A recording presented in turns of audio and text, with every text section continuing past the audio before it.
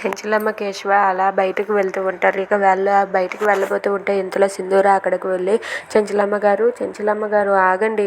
చెంచలమ్మ గారు, ఈరోజు నా పుట్టినరోజు చెంచలమ్మ గారు, మీరు నన్ను ఆశీర్వదిస్తే నేను చాలా సంతోషిస్తాను. చెంచలమ్మ గారు నన్ను ఆశీర్వదించండి అని చెప్పి సింధూర అంటుంది. అది వినగానే చెంచలమ్మ అయితే జరిగింది ఒక్కసారిగా గుర్తు తెచ్చుకుంటుంది. నేను స్నానం చేసి వచ్చేలోగా చంటి నా రూమ్లోనికి వచ్చి 2 గాజులు తీసుకొని వెళ్ళిపోయాడు. అది ఖచ్చితంగా చంటియే ఆ పని చేశాడు. ఆ దొంగతనాన్ని చంటి చేశాడని చెంచలమ్మ నమ్ముతుంది. ఇక చంటి దొంగతనం చేశాడని చెంచలమ్మ అయితే సింధూరాతో చెప్పబోతూ ఉంటుంది.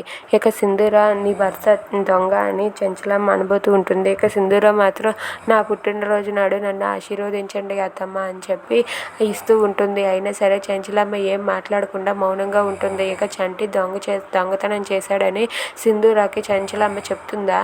Thanks for watching friends. Please subscribe our channel.